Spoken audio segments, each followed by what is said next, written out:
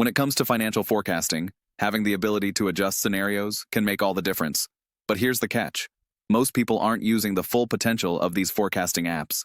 Let me show you how to do it right. You might be using a financial forecasting app right now and just inputting your numbers without thinking about the power of scenario adjustments. That's a huge missed opportunity. These apps aren't just calculators, they're tools that let you visualize different financial futures.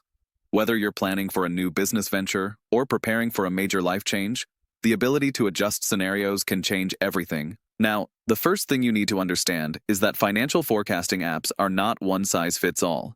Many apps allow you to play with variables like interest rates, market conditions, or even your spending habits. But what they don't tell you is how to use those adjustments strategically. You can set up what-if scenarios, testing how your finances would look if certain conditions change. For example, what happens to your savings if the market dips by 10% or your expenses increase by 20%? This is crucial because, in real life, nothing stays static. Life throws curveballs, and you need to be ready for them. Most apps allow you to adjust these variables dynamically, but you need to go beyond just inputting numbers. You need to analyze the results.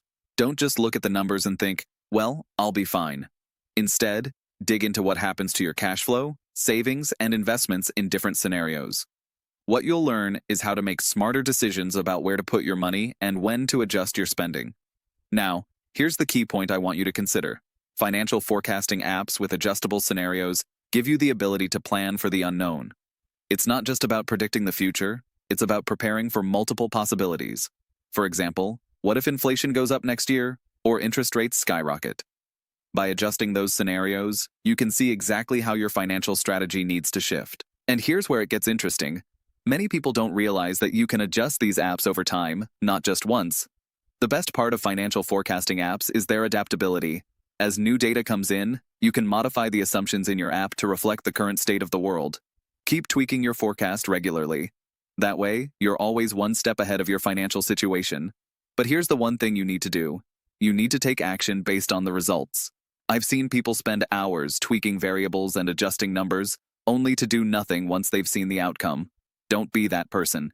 Use these insights to make smarter decisions.